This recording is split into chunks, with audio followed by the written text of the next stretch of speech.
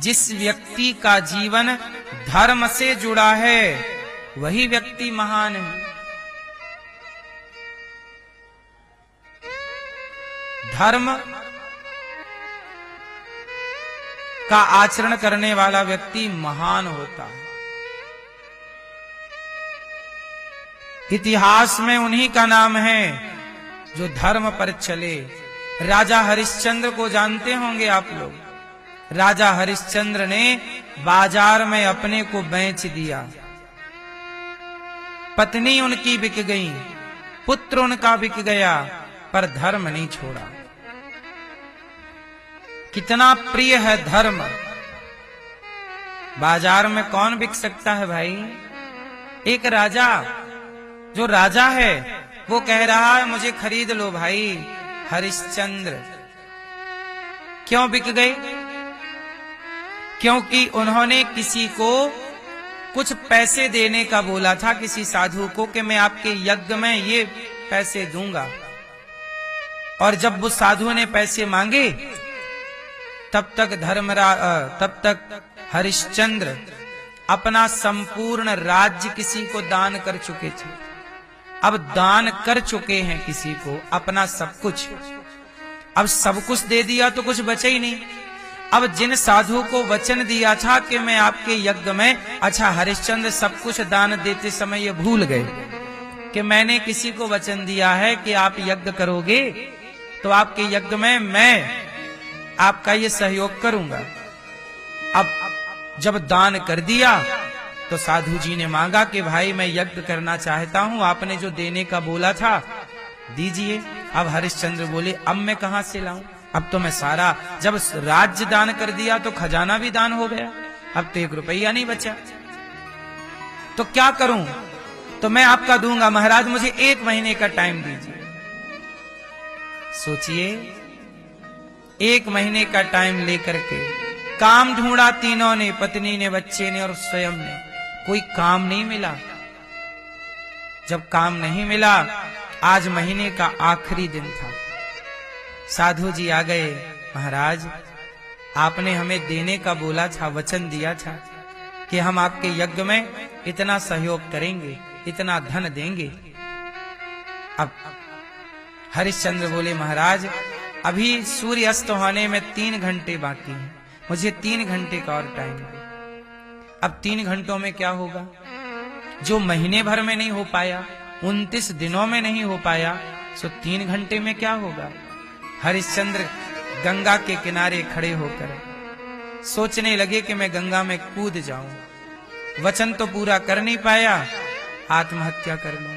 तारा ने रोका, महाराज आप जैसे महान लोग आत्महत्या करेंगे पाप लगेगा, आत्महत्या ना करिए। महाराज मैं आपकी पत्नी हूं, आप मुझे क्यों नहीं बेच देते बाजार में? हरिश्चंद्र बोले क्या कह रहे हो, तुम्हें बाजार में क्यों बेच दूं? महाराज आपका ऋण यदि उतर जाए मुझे बेचने से तो उतार लो। पत्नी हूं, अर्धांगिनी हूं, आपके काम कब आऊंगी? आखिर आप मरना ही तो चाहते हैं, और नहीं भी मरे और नहीं दिया तो धर्म चला जाएगा, और धर्म चला गया तो फिर जी के भी क्या करेंगे? इसलिए उपाय है कि मुझे बेच दो। हरिश्चंद्र बोले नहीं, मैं अपनी पत्नी को नहीं बेच सकता। तब तारामती ने खुद कहा बाजार में खड़े होकर, है कोई हमें खरीदने वाला? मैं दासी बनकर सेवा करूंगी। एक बूढ़ा ब्राह्मण आया, हाँ हाँ मेरी पंडितानी बीमार पड़ी रहती है, मेरे घर में दासी की जरूरत है, तू मेरी दासी बनेगी? सोचिए, हरिश्चंद्र की पत्नी सबसे सुंदर, सबसे सुशील, राजा महाराजा की बेटी है, महाराजा की पत्नी है, और बाजार में बिक रही है। बूढ़े ब्राह्मण ने कहा कि मुझे दासी की जरूरत है, क्या तुम चलोगी? हाँ हाँ हाँ महाराज चलूंगी। कितना पैसा चाहिए? तो राजा ने उस समय 1100 स्वर्ण मुद्राएं देने का बोला था। पहले सोने की मुद्रा चलती थी, तो 1100 स्वर्ण मुद्राएं। तारामती बोली ठीक है, मुझे 1100 स्वर्ण मुद्राएं दे दो और खरीद लो। ब्राह्मण बोले नहीं, इतनी महंगी दासी मैं नहीं खरीद सकता, मेरे पास 500 स्वर्ण मुद्राएं हैं, तू चलना चाहे चल। तारा ने कहा कि चलो 500 ही देकर पति की रक्षा हो तो कर लेनी चाहिए। अपने को बेच दिया। 500 स्वर्ण मुद्राएं लेकर और पति के पास गई। स्वामी मैं आपकी इतनी सी सेवा कर पाई, चरणों में रख दिया। मैं आपके इतने काम आई, इतने से यदि आपका ऋण उतर जाए तो ये रहे आपके। चल पड़ी। वो ब्राह्मण दासी को लेकर चला। चलो दासी। तब छोटा सा 5-6 साल का बेटा था रोहित, दौड़कर मां से लिपट गया। मां मुझे छोड़ के कहां जा रही हो? मां ने कहा बेटा दुर्भाग्य है, तेरी मां जा रही है। कहां जा रही हो मां? पता नहीं बेटा मैं कहां जा रही हूं। कब आओगी मां? पता नहीं बेटा, इस जन्म में अब दोबारा तुझसे मिलूंगी कि नहीं। अब मैं बिक गई हूं, वो सदा के लिए बिकी हूं। मां मुझे भी ले चलो ना, मैं कहां रहूंगा। छोटा बच्चा रोने लगा। पंडित जी बोले कौन है ये? महाराज मेरा बेटा है, आप इसे भी ले लो। अच्छा ठीक है, मैं कुछ स्वर्ण मुद्राएं 150 स्वर्ण मुद्राएं इसे भी दे देता हूं, ये सेवा करता रहेगा। ठीक है, फूल उल तोड़ता रहेगा। पंडित जी लेके चले गए बेटा को और तारा को। तारा जो महारानी थी अब वो पंडित जी की पत्नी की सेवा कर रही है। उनका कपड़ा बदलना, उन्हें नहलाना, मलमूत्र धोना, कुएं से पानी निकालना, भोजन बनाना, सारे बर्तन धुलना, सारे घर में झाड़ू। जिनके यहाँ हजारों दासियां थीं, आज वो किसी की दासी बनी है। समय कब राजा बना दे, कब दास बना दे, हमारा और आपका कुछ नहीं है साहब, ये समय का चक्र है, किसको कब क्या बना दे। इसलिए समय अच्छा आए तो घमंड ना करना, क्योंकि अच्छे अच्छों का घमंड समाप्त हुआ है। समय बिगड़ते कहां देर लगती है, समय समय पर होता है, समय समय की बात। तारा बिक गई, झाड़ू पोंछा कर रही है।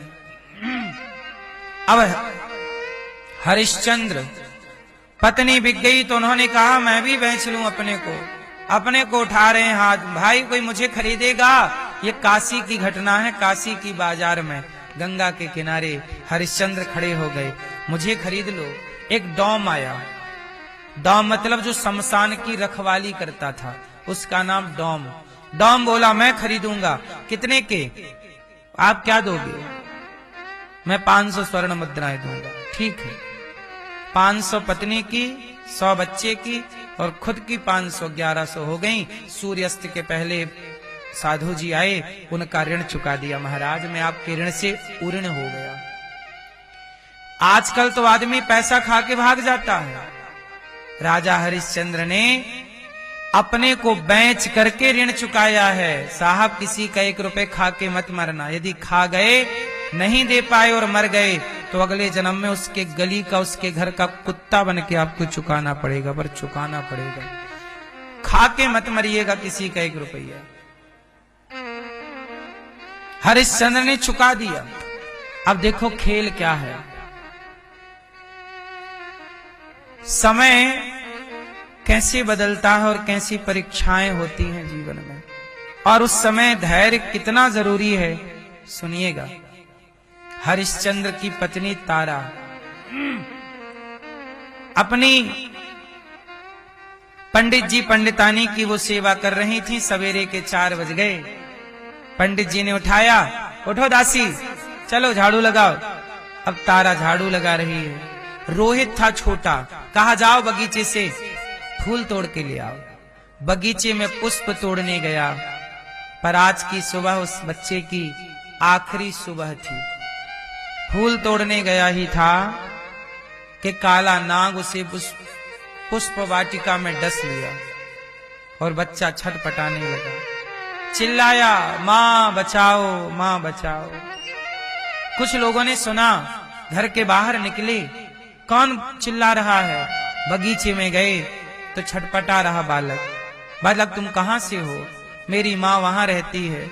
लोग जाके बताए, तारा तारा तेरे बेटे को सांप ने डस लिया, बगीचे में छटपटा रहा, जा जल्दी से उसका इलाज करा। तारा दौड़ पड़ी बच्चे के लिए, तो पंडित जी ने रास्ता रोक लिया। सुनो दासी, तुम हमारा काम छोड़ के जा रही हो, ये काम का टाइम है, तुम भाग रही हो काम से, चलो।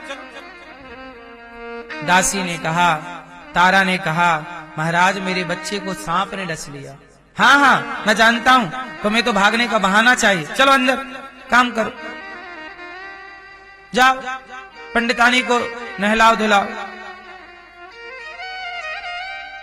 और सच बताएं, ये पंडित पंडितानी कोई और नहीं था, शंकर जी और पार्वती जी थे। परीक्षा में आए हैं, ये कठोर व्यवहार कर रहे हैं। तारा कह रही है महाराज मेरा बेटा मर रहा है।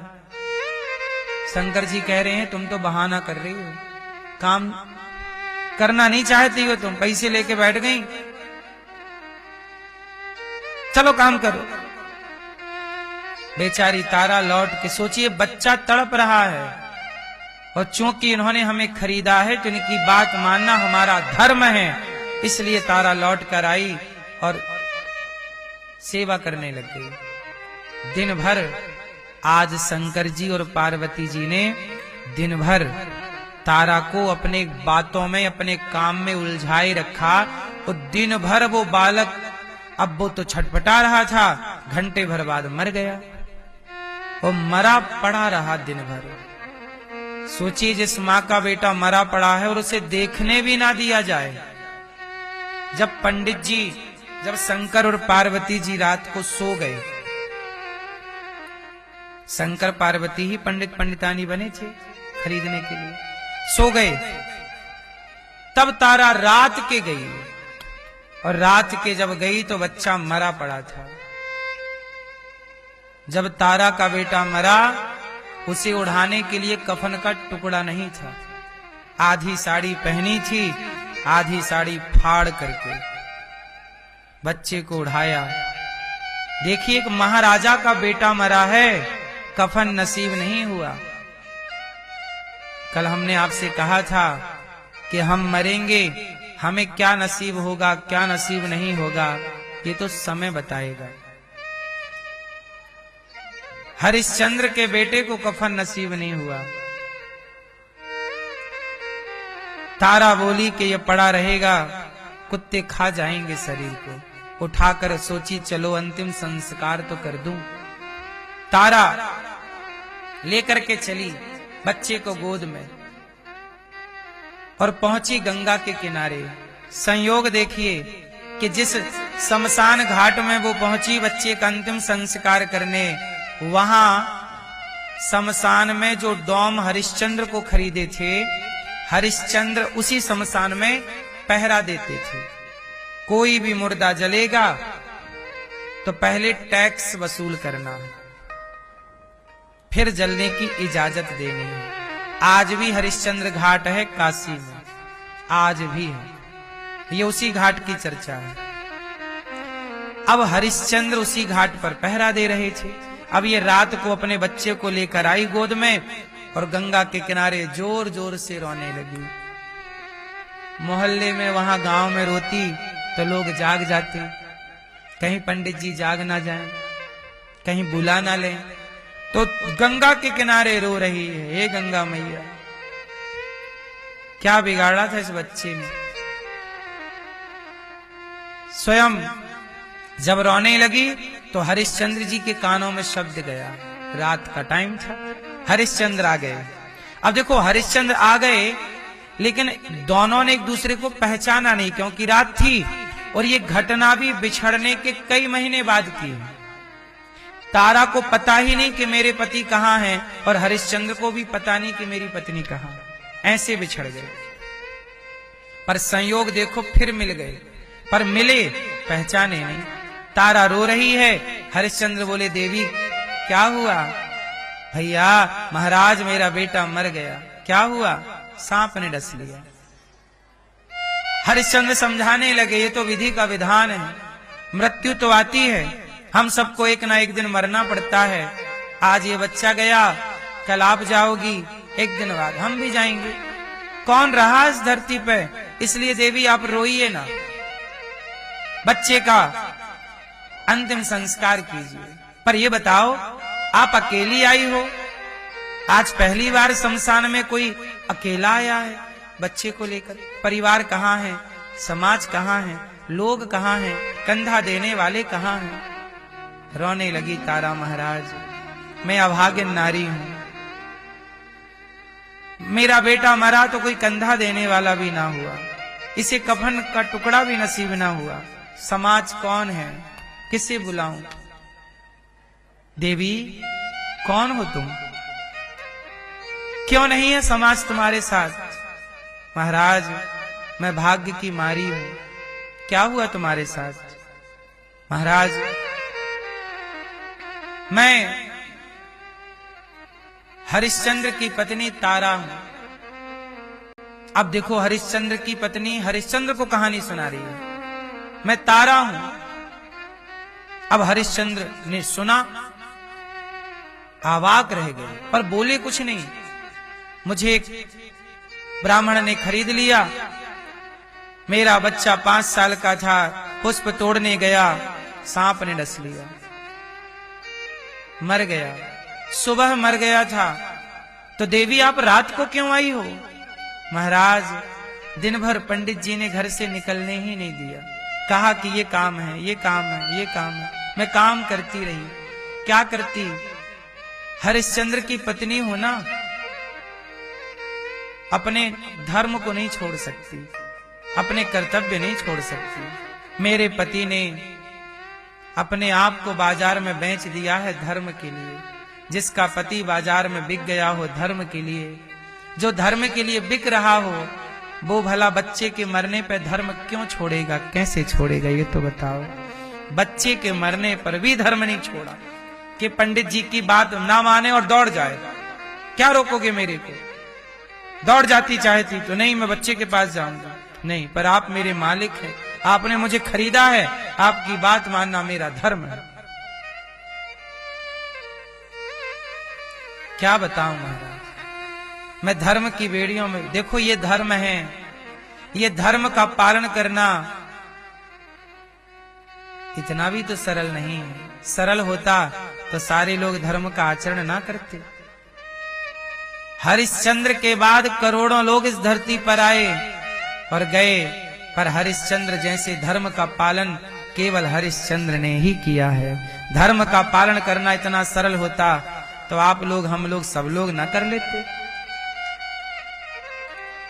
फिर भी मेरी मां, मैं हरिश्चंद्र नहीं बन सकता, लेकिन 2% तो हरिश्चंद्र बन सकता हूं। मैं राम नहीं बन सकता, पर 2% राम तो बन सकता हूं। राम का 2% आचरण उतार सकता हूं, हरिश्चंद्र का 2% आचरण तो उतार ही सकता हूं। हरिश्चंद्र सुन रहे हैं, तारा रो रो के अपनी गाथा सुना रही है। हरिश्चंद्र रो पड़े, सिसक सिसक के जब रोए, तारामती बोली, महाराज आप क्यों रो रहे हैं? ये तो मेरा दुख है, मेरा दुख सुनकर के आप क्यों दुखी हो रहे हैं? हरिश्चंद्र बोले, देवी ये मेरा भी तो दुख है। क्या तुम्हारे बेटे का नाम रोहित है? अब जैसी रोहित बोला, तारा पहचान गई, महाराज आप। हरिश्चंद्र की ये हालत देख करके, ये शमशान में एक डॉम के स्थान पर कार्य कर रहे हैं, तारा रोने लगी।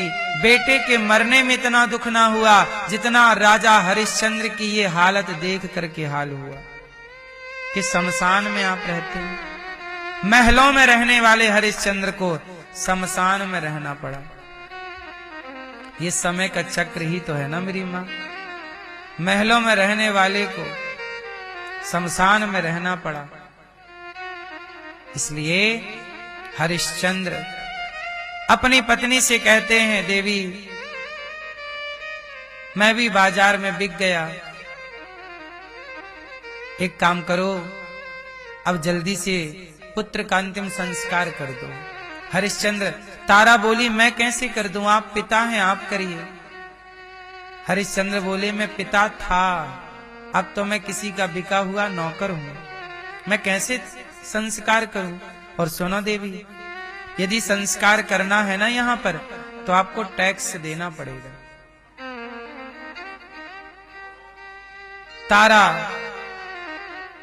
तारा बोली, मैं टैक्स कैसे दूं? बोले जाओ अपने मालिक से 1 स्वर्ण मुद्रा लेके आओ। यहां जलाने का टैक्स है 1 स्वर्ण मुद्रा। 1 स्वर्ण मुद्रा दोगे तो बच्चे को, सोचिए बाप कह रहा कि बेटे को जलाने का टैक्स, क्योंकि वो मालिक के वचनों पर चल रहा है। तो आजकल तो देखो हमारे देश में सामान्य व्यक्ति के लिए नियम होते हैं, पर जो बड़े पद प्रतिष्ठा में उनके लिए कोई नियम नहीं होता। लेकिन यहां पर देखिए कि हरिश्चंद्र की अदालत में सबके लिए, अपनी पत्नी के लिए भी वही नियम जो एक सामान्य नागरिक के लिए नियम है। ये न्याय है। जहां का न्याय मजबूत है, एक साथ, वहां न्याय है तो वहां धर्म है।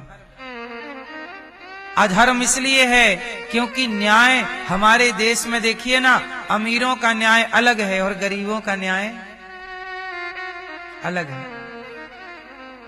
हमारे भारत का न्याय, बलात्कारी बलात्कार करे तो जेल में बिठा करके उसे बढ़िया खिलाते पिलाते,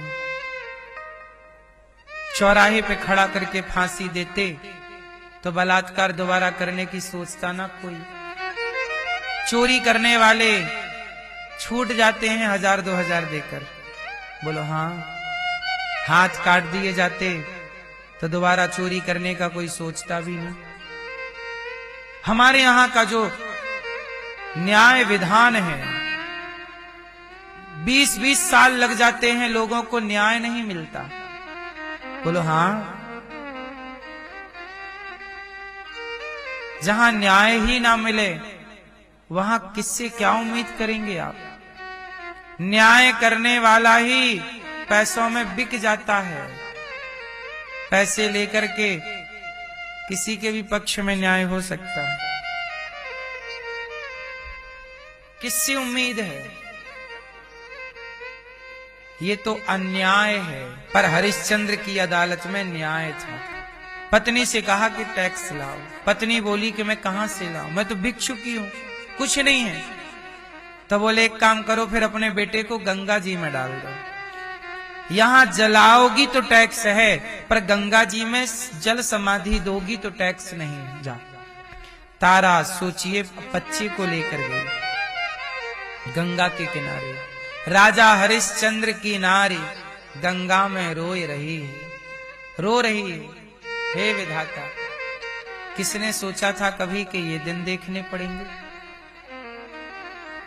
तब तक थोड़ा सुबह हो गई, और जैसे ही सुबह हुई ना, तो पंडित जी, गांव के लोग दौड़े दौड़े आए, पकड़ो पकड़ो पकड़ो।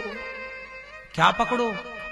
बोले गांव में चोरी हो गई है, और चोरी करने वाली कोई महिला है। सबने देखा कि वो गंगा के किनारे बैठी है, वो लगता है पार होना चाहती है, वही चोर है। लो भैया, तारा को पकड़ लिया गांव के लोगों ने। बोले तुमने चोरी की है गांव में, आज गांव में चोरी हुई है। और चोरी किसके यहां हुई? उन्हीं पंडित जी के घर। और पंडित जी के घर चोरी हुई। पंडित जी जागे, कोई चोर घुस गया होगा, चोरी हो गई। और पंडितानी तो बिस्तर पर थी, उसने देख लिया कोई चोर महिला है। अब पंडित जी ने देखा तो दासी भी नहीं, तो पंडित जी को लगा कि दासी ही चोरी है, चोरी की है। तारा गांव वालों को लेकर दौड़े, लो भैया तारा को पकड़ लिया, तुमने चोरी की है। कहा कि मैंने कहां चोरी की। अब राजा के पास ले गए तारा को। महाराज की जय हो। क्या हुआ? बोले इस महिला को पकड़ा है रंगे हाथों, इसने चोरी की है, ये हमारे घर की दासी थी, चोरी करके भाग गई। राजा ने कहा एक काम करो, इसे रथ पर बिठाओ और बांध दो इसे, और पूरे गांव में घुमाओ। और गांव में घुमा के ले जाके शमशान में डॉम से कहना किसकी गर्दन काट दो। अब राजा का डॉम, वही डॉम जो हरिश्चंद्र को खरीदा था, उसी को आदेश मिला किसका सिर काटना है। और पहले गांव में घुमाओ। हरिश्चंद्र की पत्नी को गांव में घुमाए, किसने चोरी की। और बेटा वहीं किनारे पड़ा है, अभी गंगा के किनारे। अभी उसे समाधि भी नसीब नहीं हुई, ना आग नसीब हुई, ना मृत्यु के बाद मिट्टी नसीब हुई, न समाधि के लिए जल, समाधि के लिए जल नसीब हुआ। पकड़ के घुमाए और ले गए उसी शमशान में जहां हरिश्चंद्र थे। तो डोम ने हरिश्चंद्र को आदेश दिया कि इस महिला ने, अब हरिश्चंद्र ने देखा कि पकड़ के क्या कर रहे हैं, बोले मार रहे हैं, पीट रहे हैं लोग, और हरिश्चंद्र के पास लाए, बोले इस महिला का सिर काट दो। अब देखिए, तारा का सिर काटना है, किसे? हरिश्चंद्र को। आदेश दिया है डोम ने, जिसने हरिश्चंद्र को खरीदा था, और यह आदेश राजा का है, वहां का क्षेत्रीय राजा। अब तो डोम तलवार दे दिया हरिश्चंद्र। हरिश्चंद्र देख रहे हैं पत्नी को। अच्छा, दुनिया नहीं पहचान रही है कि ये दोनों कौन है, पर ये दोनों पहचान रहे हैं कि हम दोनों कौन हैं। तारा हरिश्चंद्र के हाथों में तलवार देख रही है। तारा बोली, स्वामी हाथ